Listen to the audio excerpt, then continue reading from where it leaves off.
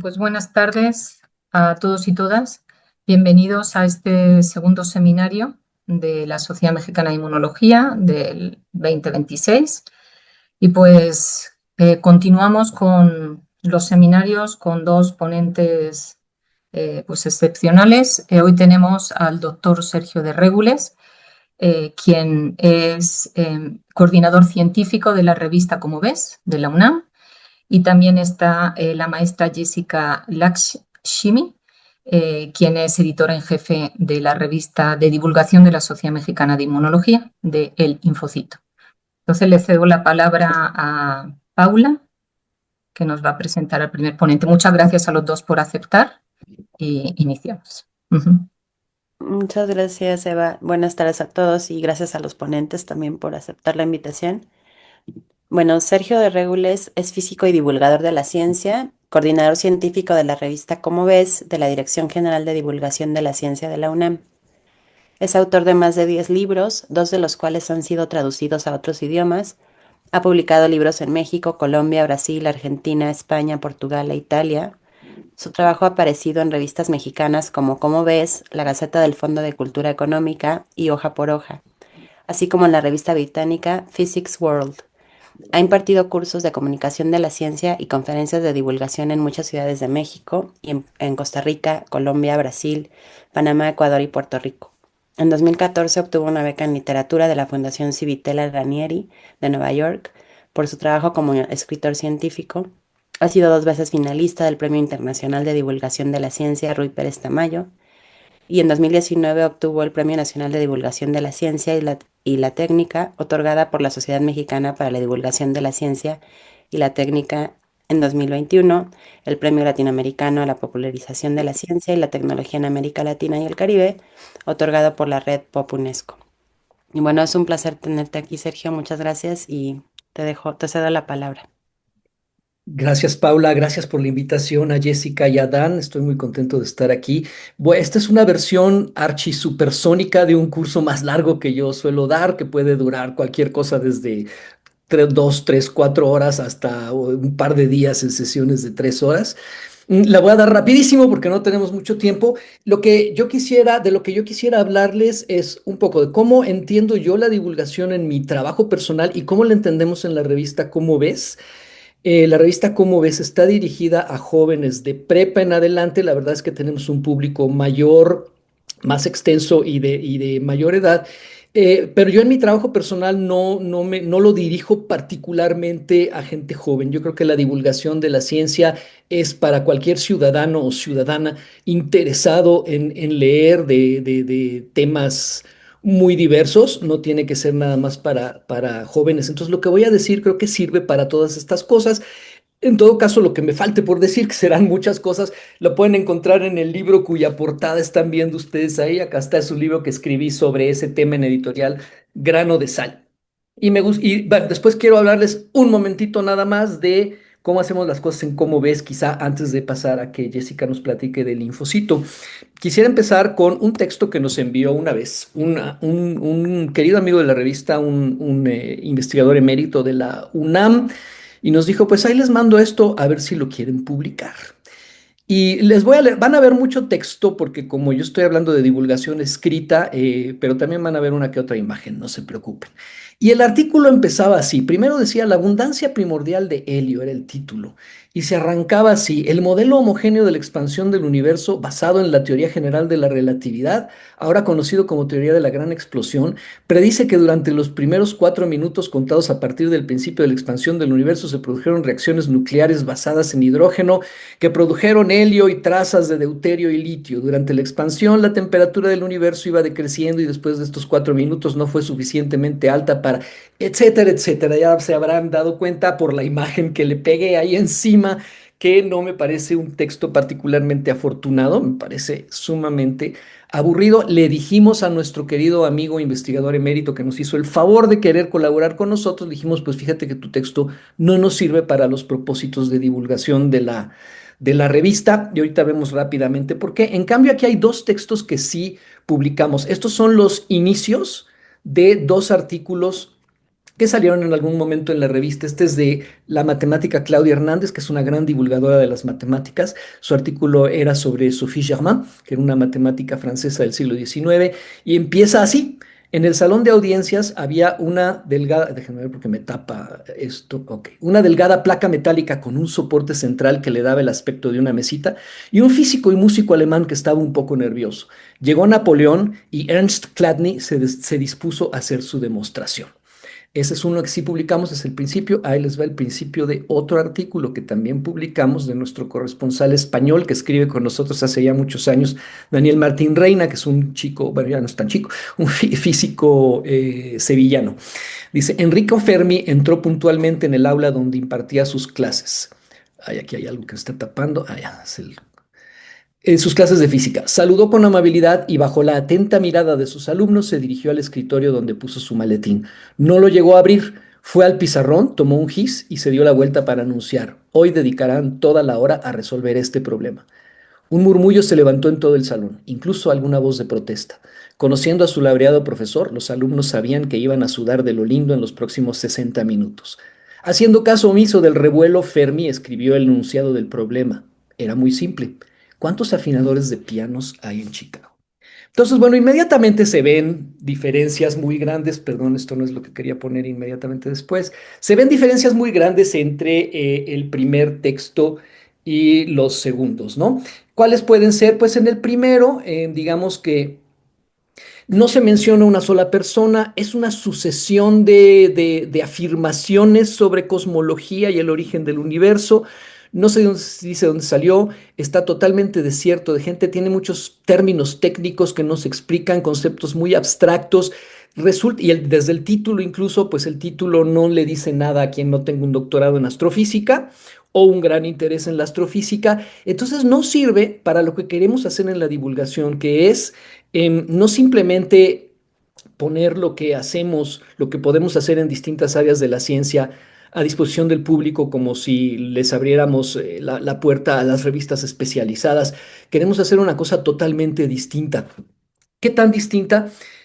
Bueno, pues lo que queremos hacer, como alegaré en unos momentos, es textos que además de ser fieles a la ciencia y de informar sobre ciencia, también sean un placer de leer, porque si no son un placer de leer, si no escribimos algo que la gente quiera leer y no nada más nuestros allegados o no nada más nuestros colegas, entonces tenemos que recurrir a las técnicas de la escritura literaria, que es la que atrae absolutamente a todo el mundo, por lo menos a todo el mundo que lea y no nada más a las personas que son expertas en ciencia. Entonces, lo que queremos es escribir textos que, por un lado, contengan ciencia y, por otro lado, cautiven al lector y lo hagan que nos acompañe con gusto durante todo el camino. Y una gran diferencia, una cosa que ocurre muy a menudo cuando la gente que viene de la investigación científica decide divulgar la ciencia sin haber visto un poquito de qué se trata este negocio, es que no distinguen entre cómo se escribe un paper y cómo se escribe un artículo de interés general para el resto de nuestros congéneres que no son nuestros pares. Y quisiera indicar nada más algunos aspectos del paper y las diferencias con lo que queremos hacer en divulgación. Em, Aquí está una metáfora del paper, es una camisa de fuerza. El paper es un documento que tiene un objetivo totalmente distinto que el de cautivar e informar acerca de la ciencia, cautivar al lector y hacerlo viajar y entender nuestros argumentos. El paper tiene varias características que son, una de ellas es, está dirigido solo a un puñado de lectores en todo el mundo, ¿no? Hay papers que solo los puede leer quien sea el especialista de esa área. Si es la teoría de la relatividad numérica, hay 300 o 400 personas en el mundo que lo pueden leer con cabal comprensión. Entonces va dirigida a muy poca gente por razones evidentes. El paper no es para comunicarse con el resto de nuestros congéneres. Está escrito desde luego en un lenguaje técnico que es muy práctico a la hora de comunicarnos con nuestros pares, porque lo entienden, porque es un lenguaje que contiene un montón de significados para quien lo conoce, sin ambigüedades y que solo pueden entender unos cuantos, ya lo dije.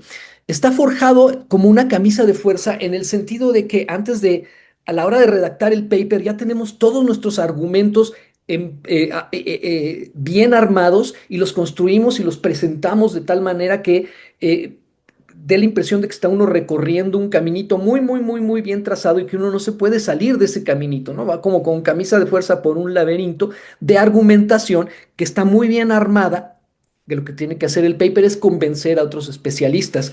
Eh, Además de que bueno, eso está forjado como una camisa de fuerza para evitar interpretaciones indeseables. Y por supuesto, antes de presentarlo, ya anticipamos la gran mayoría de las objeciones que nos puedan echar encima y las hemos respondido y cosas así. Entonces, no es un documento que se haga para leerse de corrido necesariamente. De hecho, si piensan ustedes cómo leemos papers, los papers los leemos de una manera totalmente distinta que una novela, ¿no?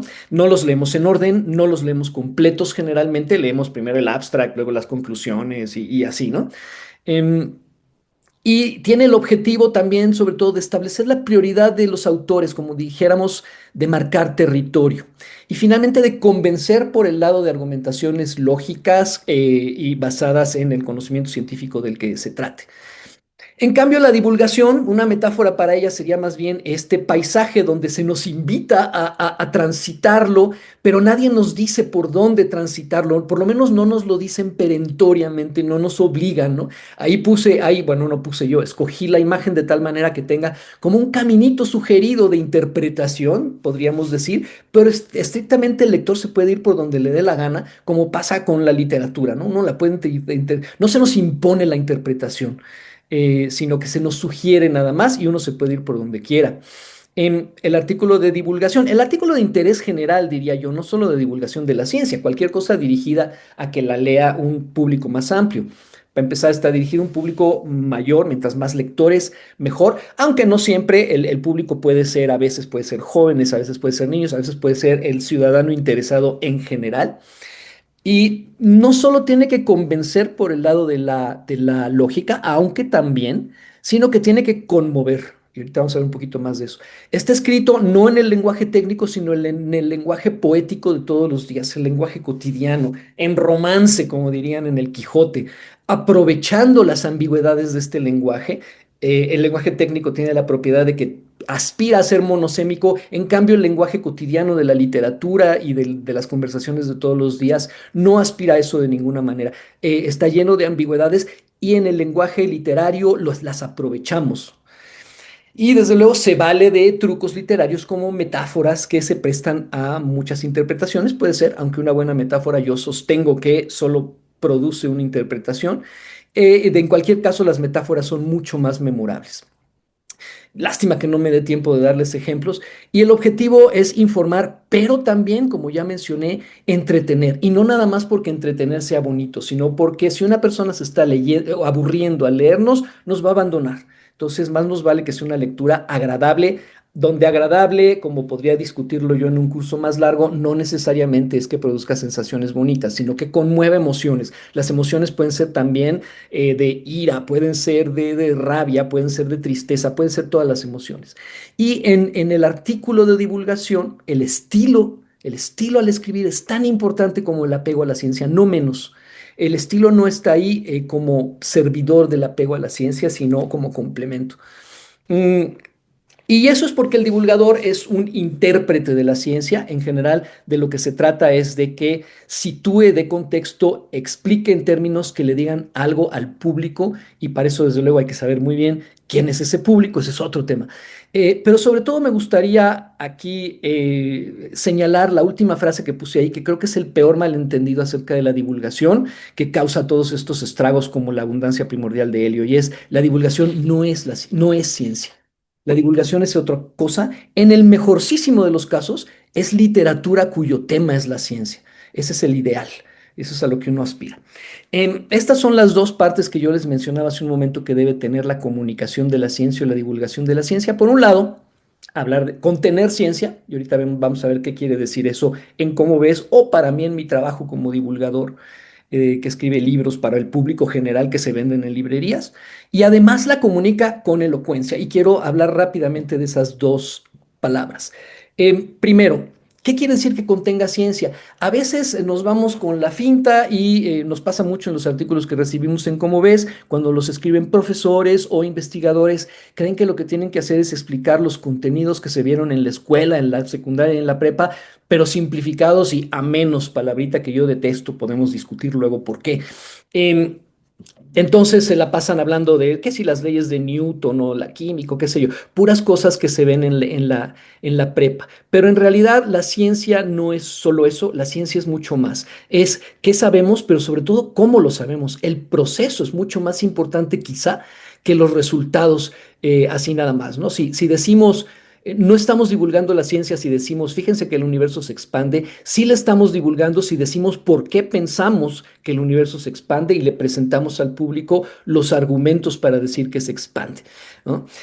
Los resultados y los razonamientos, desde luego, pero no solo eso, sino también todo lo referente a el contexto en el que se genera la ciencia, el contexto, las dimensiones, como dice aquí, las dimensiones sociales e institucionales, cómo funcionan las revistas, cómo se publica en una revista como Science o Nature, eh, cómo se valida el conocimiento científico en discusiones con los colegas, en congresos y en las revistas y en cartas y en cosas de esas, y desde luego, quién paga la ciencia, cómo funciona un instituto de investigación, todas esas cosas son interesantísimas para que las conozca el público, la parte de la ciencia como empresa colectiva y no nada más como las elucubraciones de grandes genios metidos en torres de marfil, que eso nunca es cierto además, ¿no? Entonces, todo eso también es hablar de ciencia y también es contenido de ciencia en un artículo de divulgación. Vamos a hablar de cómo hacemos nuestro trabajo cotidianamente, hasta de cómo hasta del problema de llenar los formatos del SNI. Todas esas cosas también son interesantes también son hablar de ciencia. Entonces ya lo puse aquí, un resumen, el proceso, no solo los resultados. ¿Cómo sabemos lo que sabemos? Esto con el afán también, entre otras cosas, no solo de hacerlo más entretenido y darnos la oportunidad de hablar de gente y gente trabajando, sino que también se le ofrece al público la oportunidad de disentir, muy importante en un país que aspira a ser democrático, ¿no? Nuestros lectores son ciudadanos, no son ni niños, ni inferiores, ni gente a la que haya que instruir, son ciudadanos con los que estamos compartiendo nuestro trabajo. También es importante decir qué tan seguros estamos, cómo se maneja la incertidumbre en la ciencia, es muy importante, cómo se valida, ya lo dije, en fin. Todas estas cosas creo que ya las mencioné. Las controversias es muy bonito hablar de ellas porque son las que muestran cómo funciona la ciencia, ¿no? Las controversias actuales son las que nos dicen de verdad cómo opera la ciencia y no nada más nos hablan de resultados en el aire que tuvieron, de ideas que tuvieron genios fabulosos. Y sobre todo, a mí me parece que es muy importante divulgar todos los aspectos colectivos de cómo se hace la ciencia, porque las características más importantes de la ciencia son propiedades emergentes.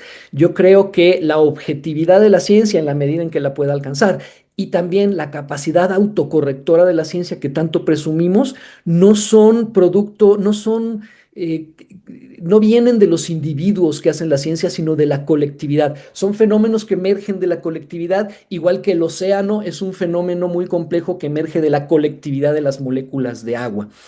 Mm, ¿Y qué quiere decir eso de que lo haga con elocuencia? Bueno, esta es la vil definición del diccionario. Yo normalmente no hago eso de poner definiciones del diccionario, pero esta es tan clara y tan prístina y bonita que me gusta mucho. La elocuencia es la facultad de escribir de una manera eficaz de modo eficaz para deleitar, conmover o persuadir. Eso es la elocuencia y se dice fácil, desde luego.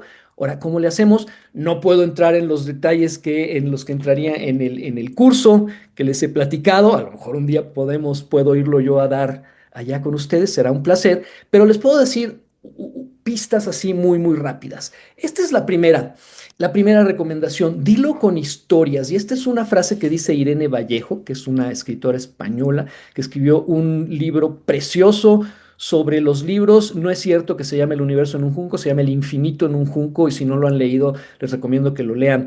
Paréntesis, hace poco me enteré por alguien que la conoce que el libro de Irene Vallejo, que se ha vuelto un bestseller internacional, era su tesis doctoral. Entonces díganme ustedes cuántas tesis doctorales se vuelven bestsellers internacionales. Pero Irene Vallejo dice esta frase tan bonita: ningún poeta habría dicho algo tan poco cautivador como las mentiras socavan la confianza. En su lugar, preferiría contar la historia del pastor bromista que se divertía alarmando a la gente de la aldea con sus gritos de que viene el lobo. ¿Qué nos está diciendo? Pues que para comunicarnos con nuestros congéneres, quizá a veces es mejor o es más fuerte, más vívido, más memorable que contemos una historia en la que se encarna lo que queremos decir, como en la historia del pastorcillo mentiroso se encarna la idea de que las mentiras socavan la confianza. No puedo entrar en más detalles, pero dense cuenta de lo que estamos diciendo aquí. Es, háblanos de gente en tu artículo, cuéntanos, y la gente puede ser uno mismo, ¿no? O puede ser quien haya descubierto tal cosa o tal otra, todas esas cosas, hablarnos de gente y de las historias y de cómo le hicieron y no nada más de conceptos abstractos como la abundancia primordial de helio. Este me lo voy a saltar porque es demasiado largo para el tiempo que tenemos. Otro aspecto acerca de escribir bien, no nada más divulgación, sino en general, tiene que ver con esa frase que dice ahí arriba, ponerle una pizca de extrañeza. Y si ustedes ven esta imagen aquí es porque eso lo hace de manera magistral Carl Sagan, que es el autor de un libro muy bonito y una serie de televisión que sigue siendo un clásico que se llamaba Cosmos en los años finales de los 70. Todavía la pueden ver, si la pueden ver, véanla, es ejemplar como divulgación de la ciencia. Yo todavía si la veo le vuelvo a sacar enseñanzas. Y Carl Sagan tenía una manera muy original de empezar a hablar de los temas. Este es el principio de un capítulo, dice así: si quieres hacer un pay de manzana desde el principio, primero tienes que inventar el universo. Esa era la primera frase. Es una manera de captar nuestra atención y de hacernos saber qué va a pasar después y querer seguir leyendo, como en los que les enseñé hace un momento, cuando entra Napoleón, pues queremos saber qué hace Napoleón ahí, quién es ese señor que lo va a ver Napoleón, y también en el de Fermi, por qué, cómo que el problema es cuántos afinadores de pianos hay en Chicago. Son cosas que nos hacen querer seguir leyendo, y lo mismo esta pizca de extrañeza con la que empieza Carl Sagan su capítulo.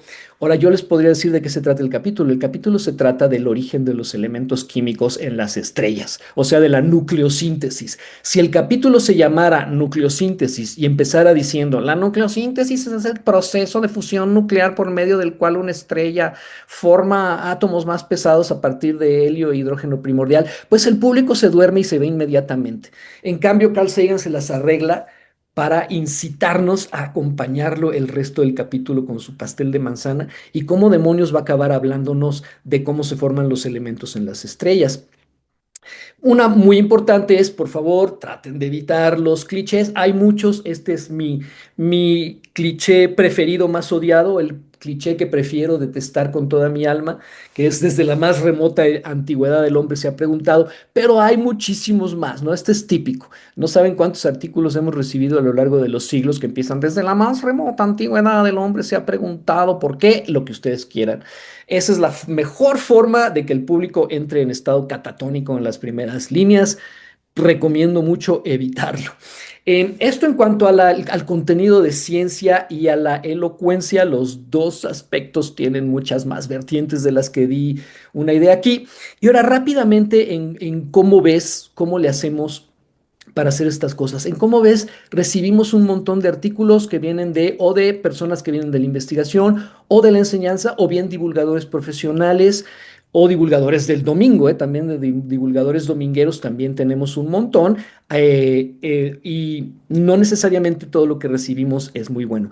Con lo que recibimos, que rechazamos un montón de artículos como el del el helio primordial del principio, con lo que recibimos lo que aceptamos es porque le vemos posibilidades, vemos la posibilidad de convertirlo en algo parecido a lo que les he estado yo platicando en estos últimos minutos. Nunca están, iba a decir, es extremadamente raro. Creo que no ha sucedido más que una vez en la vida que un artículo llegue y le cambiemos una coma y ya esté listo. Eso no sucede jamás, pero jamás de los jamases. Generalmente nos mandan informes de investigación, artículos escritos como papers, artículos escritos como clases, pero para tontos. El clásico es, amiguito, ¿te habías imaginado que no sé qué? Pues sí, ¿no? Que tratan al público como si fuera una persona con defectos de sus capacidades mentales, y esos no nos sirven. Entonces, si el tema nos interesa y vemos que tiene posibilidades, lo aceptamos y luego les decimos a los autores todo lo que necesitamos que hagan para mejorarlo. Y eso al final va a ser un rebote de varias veces en la que muchas veces vamos a acabar nosotros haciendo la mayor parte del trabajo de reorganizar, infundirle sustancia a los artículos. Nos pasa mucho que somos nosotros quienes tenemos que infundirle carnita al artículo porque vienen muy esquemáticos, muy resumidos, muy que mandan a referencias a las que nuestro lector no tiene acceso. Entonces nosotros tenemos que infundirle la sustancia al artículo y reorganizarlo de una manera que la narración corra de una manera lógica y emocionante. En fin, hacemos un montón de cosas así. El proceso de escogerlos y de editarlos es tortuoso.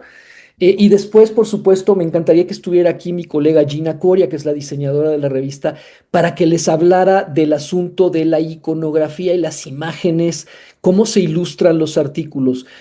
A mí a veces me daba la impresión de que algunas personas que nos criticaban porque nos tardamos mucho en sacar cosas o por distintas razones o que no les aceptábamos artículos, que pensaban que simplemente era mandar el artículo y nosotros ponerlo en la revista sin alterarle nada y después sacar fotos de Google para pegárselas. Y no, no es así.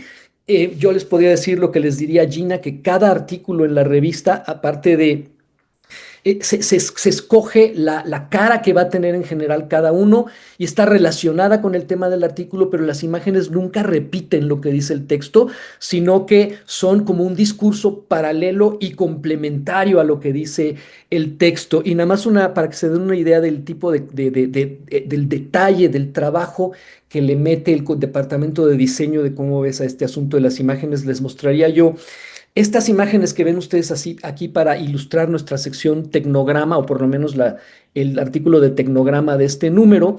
Ustedes verían ahí esos robotitos y dirían, ay, pues claro, lo sacaron de Google o de Shutterstock o de algún archivo, de algún depósito de fotografías. No, estas imágenes las hizo Gina pixel por pixel.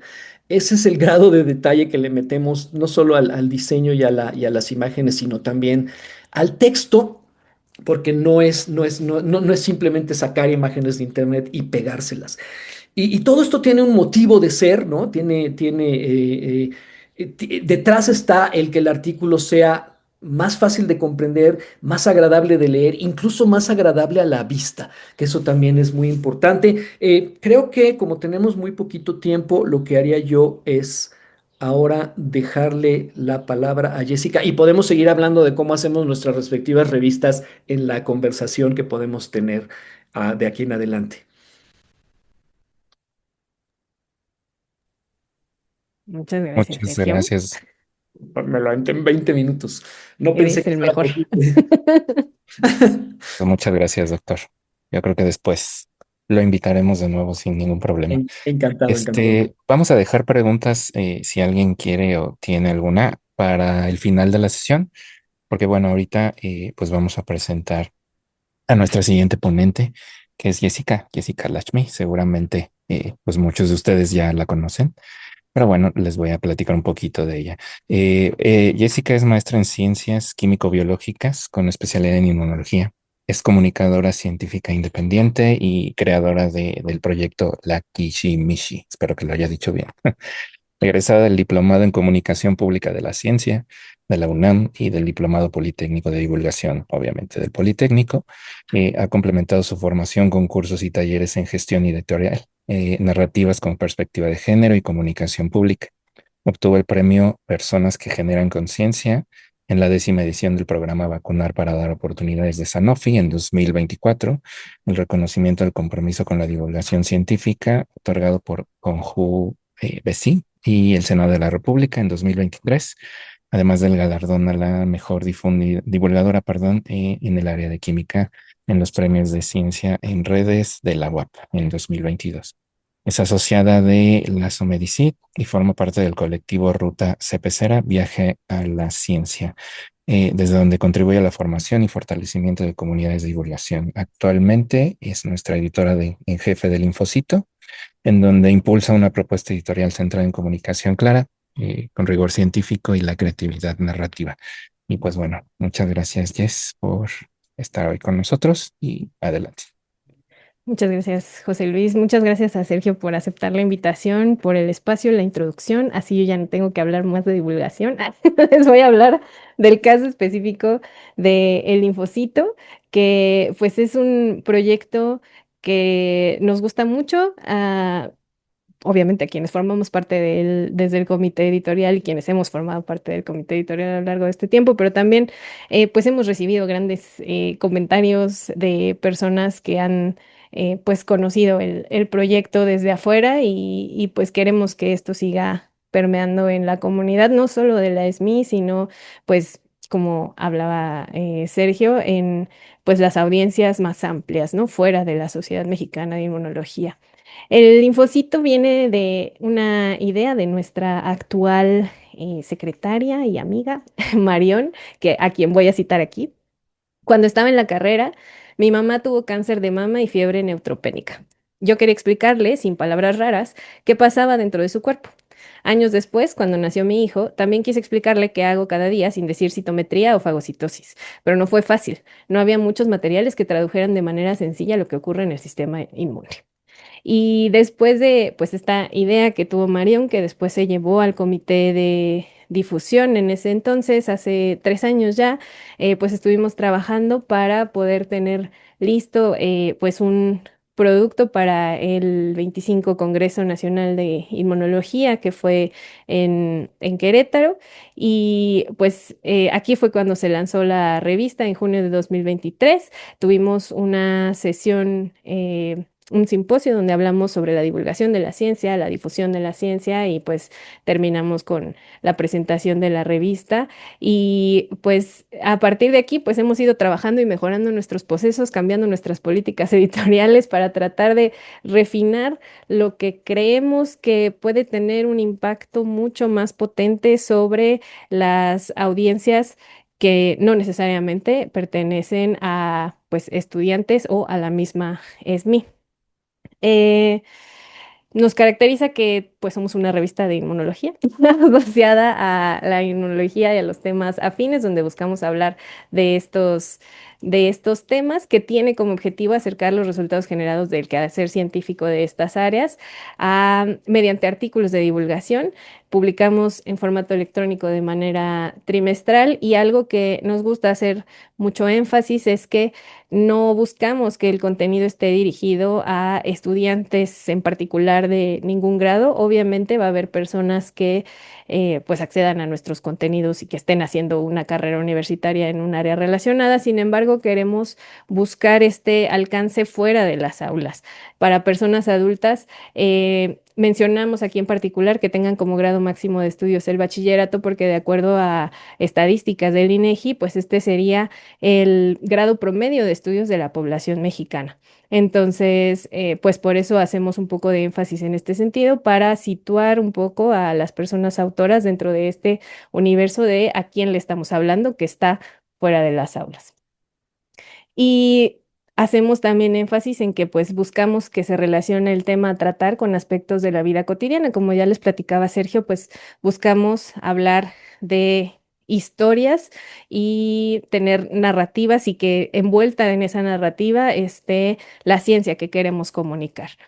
Las políticas editoriales son mucho más extensas. Más adelante les dejo el enlace para que puedan acceder a ellas y revisarlas más a detalle, donde también van a encontrar nuestro flujo de trabajo, que en lo general pues incluye 2 etapas: una revisión editorial donde analizamos la claridad divulgativa de las propuestas que nos están llegando. Esto lo hacemos dentro del comité y si pasa estos requisitos mínimos que estamos buscando de los productos que vamos a publicar posteriormente, pues pasamos una revisión doble ciego donde ya tenemos revisores que nos ayudan a ver la parte de la ciencia, la cosa técnica, para que también no se nos vaya ahí algún error que pueda llevar a confusión en las audiencias que lleguen a leer estos artículos. Y también sumamos a una persona más que nos ayuda a revisar la parte de la claridad divulgativa para, en ese sentido, pues tener una propuesta mucho más sólida que al final podamos llevar a la publicación que le corresponda, dependiendo del tiempo en el que haya llegado este trabajo. Contamos ahorita con una base de más de 140 revisores especialistas en inmunología y áreas afines y un poco más de 20 especialistas en divulgación o personas más enfocadas a la divulgación, y pues de ahí nos apoyamos para estas revisiones.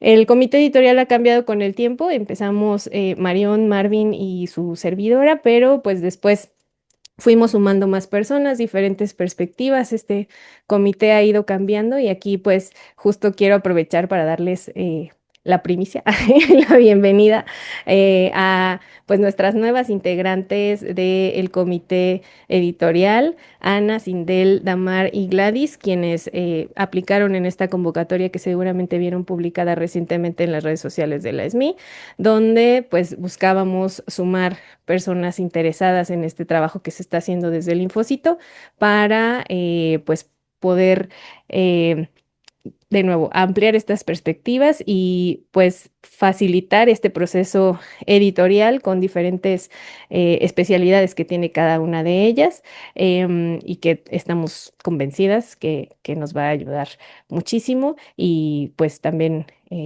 aquí en esta nueva conformación del comité editorial dejamos ir, pero jamás se irá de nuestro corazón, Marvin, que pues ahora está haciendo otras funciones en la SMI, y pues también, ¿no?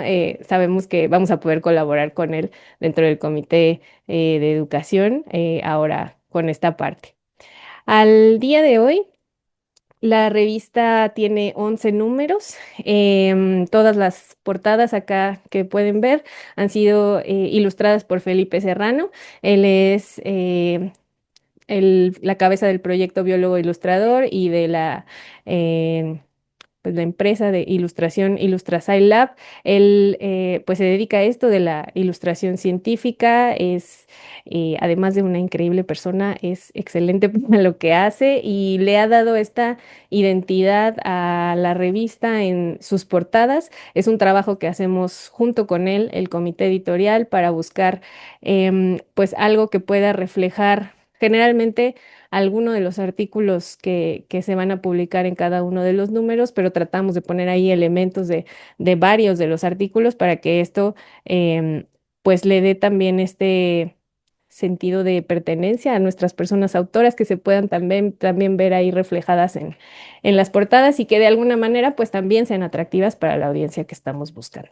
Felipe también nos ayuda con esta parte de la sección para infancias que tiene la revista. La Caperucita Blanca hasta ahora es lo que se ha estado publicando en esta sección, y pues él nos ayuda a ilustrarla, y tanto Marión como yo trabajamos en el texto para darle pues la continuidad a esta historia que ojalá hayan visto, y si no, les invito a revisarla.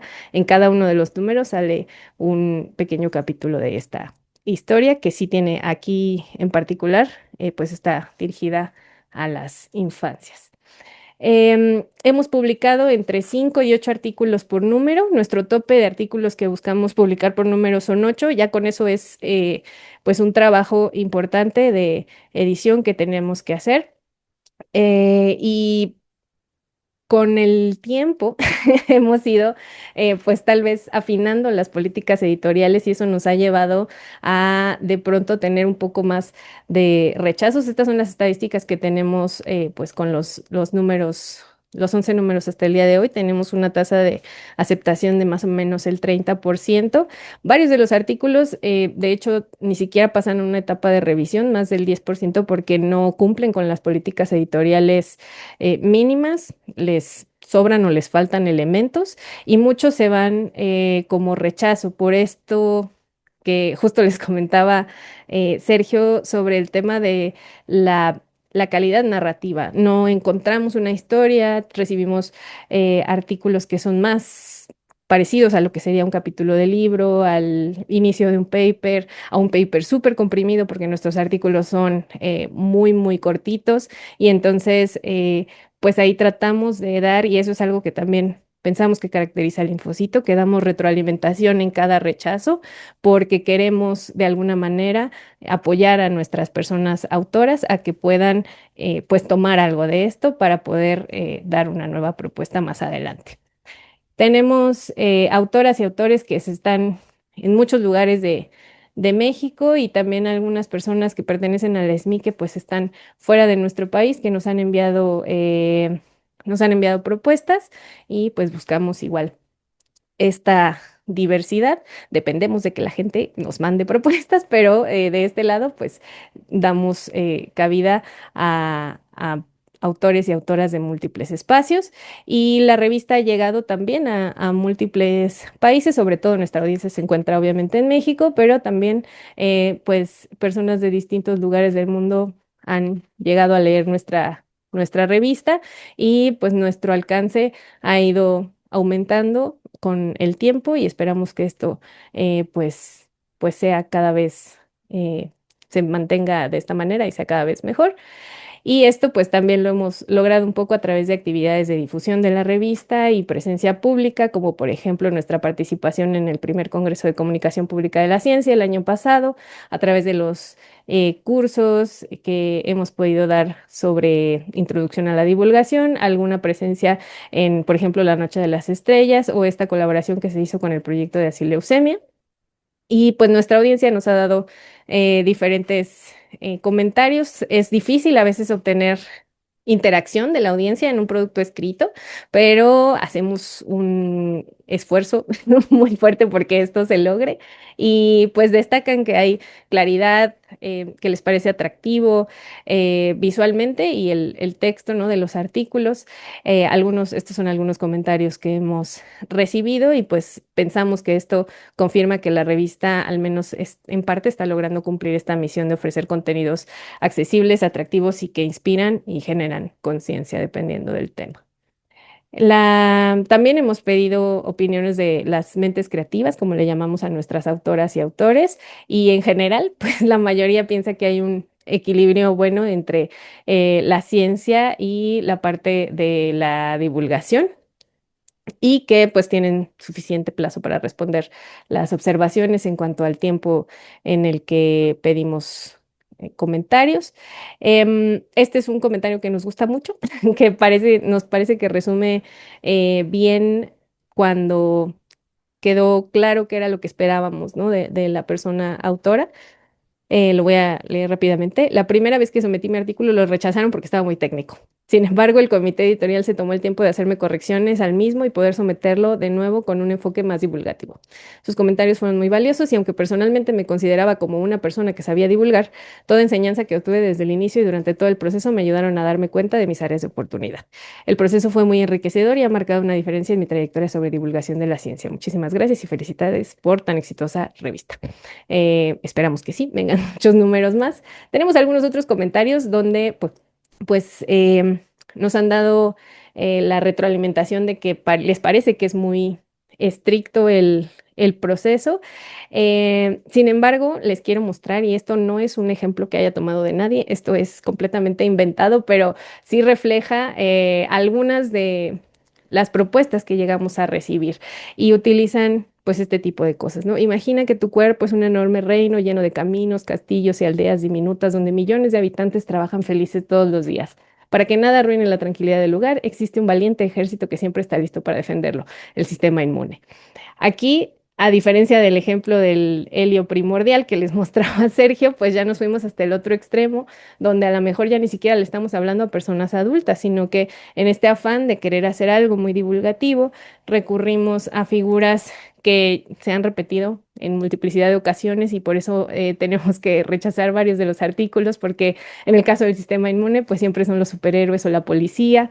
Para hablar del cuerpo, hablamos de que es una ciudad o es un país o es algo así. Para referirnos a los vasos sanguíneos hablamos de caminos y las células con caritas que se han presentado en infinidad de ocasiones en las propuestas que recibimos. Les dejo acá el QR de las políticas editoriales que les digo, refinamos todo el tiempo para tratar de ayudarle desde las políticas a nuestros autores y autoras. y pues estamos abiertos a ayudarles también de algunas otras maneras. Ya para finalizar, pues queremos obviamente seguir manteniendo la publicación trimestral. Estamos evaluando la migración técnica a XML y HTML5 para facilitar que pues los artículos aparezcan en los buscadores. Obviamente esto requiere pues habilidades técnicas que estamos pues tratando de buscar la manera de hacerlo pues en el corto plazo, y también queremos implementar actividades de capacitación en divulgación científica dirigida a las personas autoras, sobre todo personas asociadas al ESMI. Esperen más noticias sobre eso en las redes sociales más adelante. Hacer actividades públicas de divulgación y presencia en redes. Esta, si no la han visto, no es una extensión de la revista, quiero aclarar aquí, es un espacio de comunicación pública de la ciencia cuya identidad pues estará asociada a esta que ya se ha construido de El Infocito, pero pues dentro de este espacio también estaremos publicando algunas cosas de difusión de nuestros artículos de divulgación. Y pues ya, acá encuentran la revista, pero también en la página del ESMI y eso es todo. Y si quieren, platicamos un poco más.